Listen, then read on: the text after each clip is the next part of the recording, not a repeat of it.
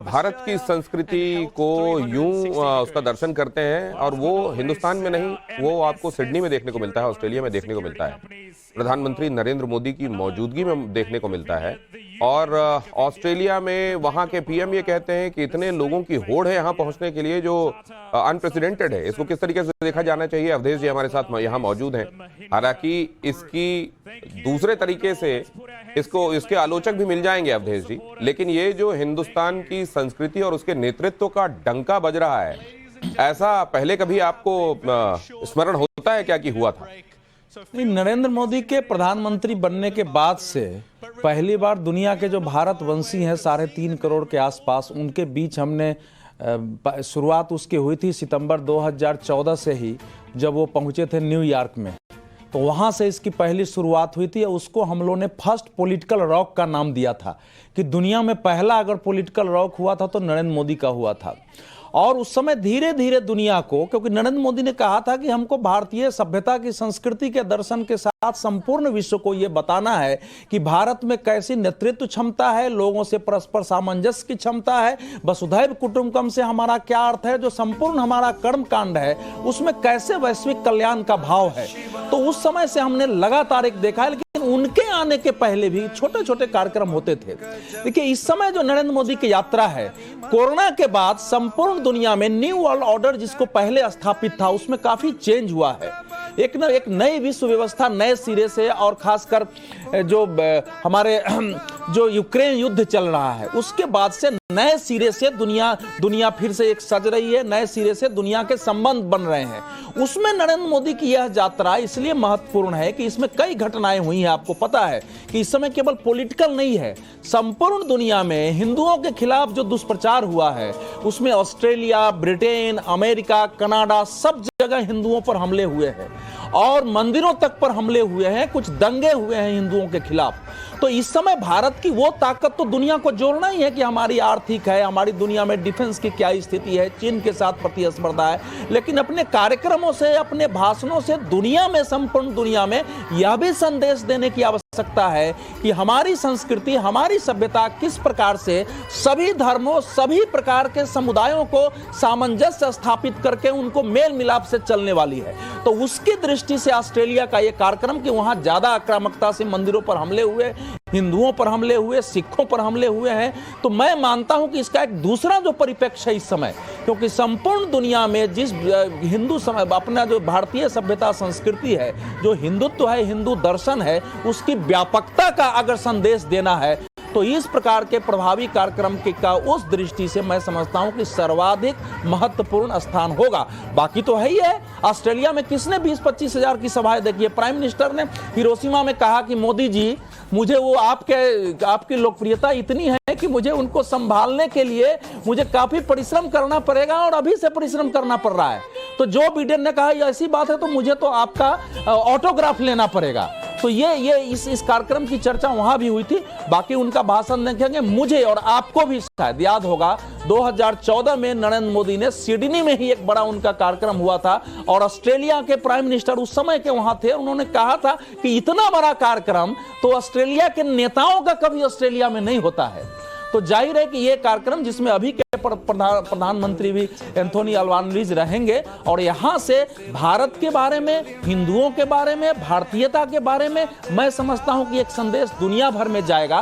और भारत ऑस्ट्रेलिया के साथ जो इंडो पैसिफिक से जुड़े हुए सारे संबंध है, उसमें भी कोरोनोत्तर काल जिसको हम बोलते हैं, कोरोना के बाद का काल, उसमें एक नए दौर की शुरुआत होगी। ये क्योंकि ये अवधेश ये तीसरा और आखिरी पड़ाव है इस यात्रा का।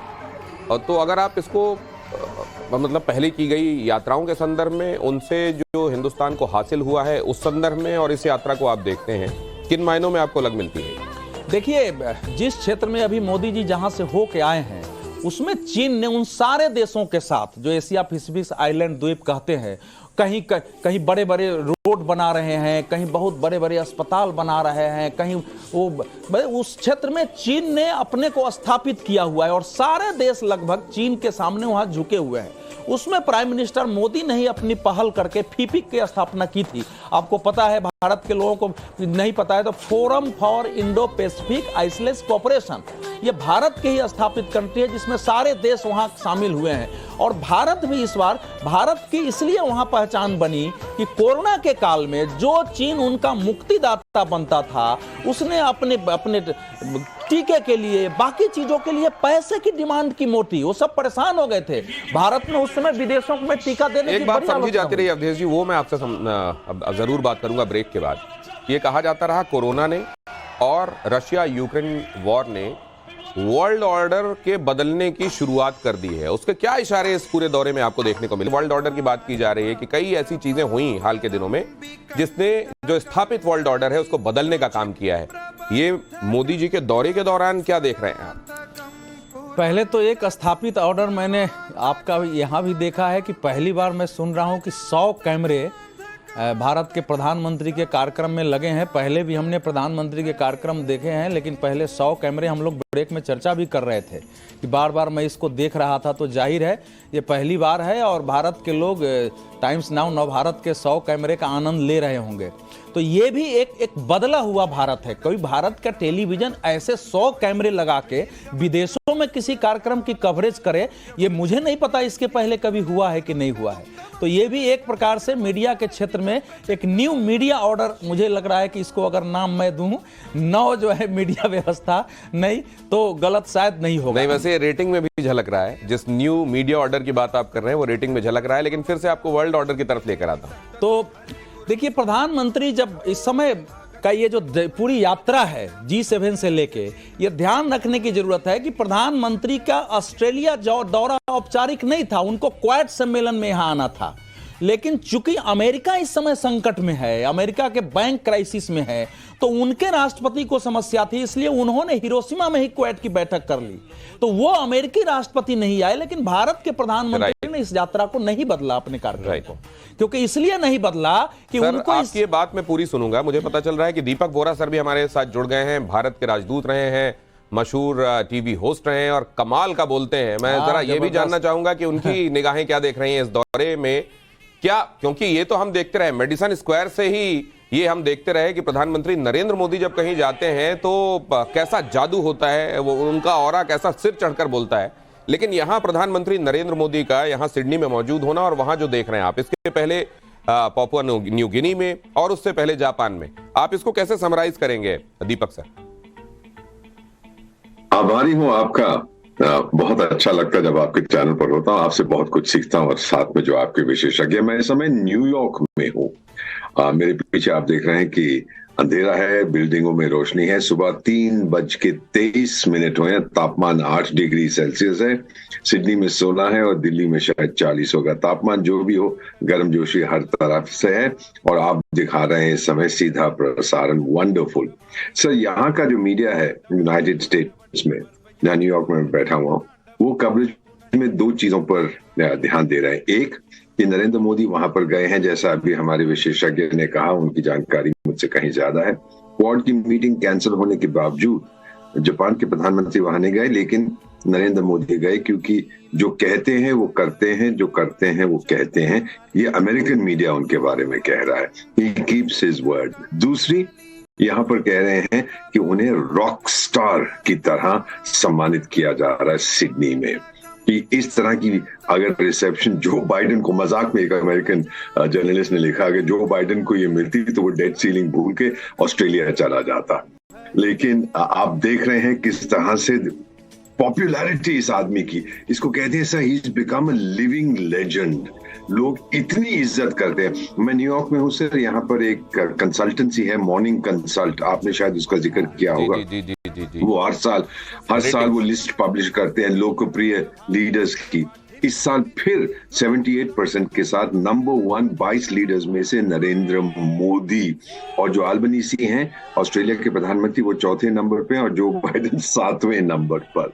तो आप खुद ही देख पा रहे हैं और मैं देख रहा हूँ टेलीविजन। मुझे नींद नहीं आ रही सर, अब 3:25 सुबह के हो चुके हैं, but there is so much of excitement. थोड़ी देर में मैं वॉक के लिए जाऊंगा मेरे ग्रुप में यहाँ लोग आते हैं, सभी यही कह रहे हैं, जो इंटेलेक्चुअल्स हैं, एकेडमिक्स हैं, रिटायर्ड डिप्लोमेट्स हैं, वो सब यही कहते हैं हमारे मॉर्निंग वॉक ग्रुप में, that India has come of as.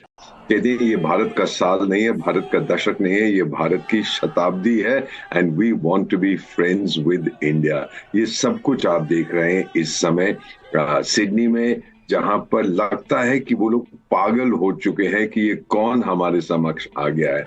इस तरह की जो रिसेप्शन है नरेंद्र मोदी को मिलती है। आपने अभी जिक्र किया था कि Pacific island, small Pacific island states से वो मिलने गए थे, वहां पर भी सर 2 समस्याएं हैं उन 14 देशों की। बाय द वे, वो 14 देशों को अगर आप जीडीपी कंबाइन करें तो भारत की जीडीपी की अपेक्षा 0.25% है, $10 बिलियन से कम है। हम तो $4 ट्रिलियन इकोनॉमी है। 2 समस्याएं हैं, जिस तरह से तापमान में परिवर्तन, मौसम में परिवर्तन आ रहा है, पर्यावरण में सी लेवल्स राइज कर रहे हैं, वो डिसअपियर हो जाएंगे, वो खत्म हो जाएंगे। बहुत खतरा है क्लाइमेट चेंज। दूसरा है वो महामारी से रिकवर करना चाहते हैं, क्योंकि वो टूरिज्म डिपेंडेंट इकोनॉमी से सब खत्म हो गया। और वो लोग नरेंद्र मोदी साहब से इतने खुश हैं, भारत से इतने खुश हैं कि क्लाइमेट चेंज में हम उनकी मदद कर रहे हैं, और डिजास्टर रेजिलिएंट क्लाइमेट इंफ्रास्ट्रक्चर की हम बात कर रहे हैं, उनको सिखा रहे हैं, ट्रेनिंग दे रहे हैं। और दूसरा, उनकी इकोनॉमिक रिकवरी में हम उनकी मदद कर रहे हैं। उनके स्वास्थ्य के लिए हमने फ्री उनको वैक्सीन भेजी थी। तो ये चीजें बहुत महत्व रखती हैं।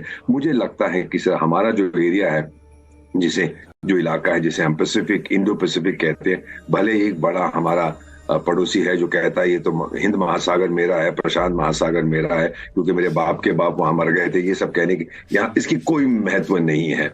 लेकिन वो जो छोटे देश हैं जिनको प्राइम मिनिस्टर ने कहा था कि you are not small island states, आप तो बिग आइलैंड स्टेट्स हैं, वो बड़े प्रभावित। उन 3 ने तो अपने सबसे बड़े राष्ट्रीय सम्मान प्राइम मिनिस्टर को दिए हैं। सो रियली इंडिया की जो छवि इस समय, मुझे 50 साल से ज्यादा हो गए डिप्लोमेसी में, 72 साल की मेरी उम्र है, मैंने ऐसे पहले कभी नहीं देखा। India is the flavour of the day, of the month, साल का, दशक का और शताब्दी का। It is India's moment sir, ये साफ नजर आ रहा है। सर, ये जो आप कह रहे हैं, this is not India's moment, this is not India's decade, this is India's century. मैं एक बात और समझना चाहता हूँ, एक हिंदुस्तानी के लिहाज से, एक हिंदुस्तानी पासपोर्ट के लिहाज से क्या महसूस करते हैं सर आप? इतने देशों में भारत के राजदूत की हैसियत से पहले रहे हैं और अभी भी आप तमाम मुल्कों में जाते हैं, क्या फर्क पाते हैं आप? मैं आपको बता देता हूँ, न्यूयॉर्क में ही जब मैं यहाँ पे पहुंचा था, मेरा passport, I carry a diplomatic passport with special advisor हूँ 3 अफ्रीकन देशों में।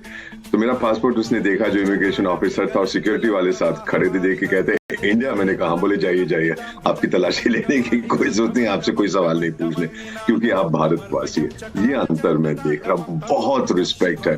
और मेरे बेटा और बेटी अमेरिका में रहते हैं, तो दोनों मुझसे यही कहते हैं कि ये सबसे अच्छा समय है to be an Indian in the United States. और सबसे बड़ी बात तो ये है दीपक सर कि आपसे हिंदुस्तान में शोज के दौरान जब हम बात करते हैं और अमेरिका को आप जिस तरीके से आड़े हाथों लेते हैं, उसके बावजूद न्यूयॉर्क में रहकर इस तरीके की गर्मजोशी आपको मिलती है, इसका मतलब वो आपकी इन आलोचना की बातों को भी सकारात्मक तरीके से ले रहे हैं, ऐसा मैं उम्मीद करता हूं। मैं आपके पास लौटूंगा एक बार।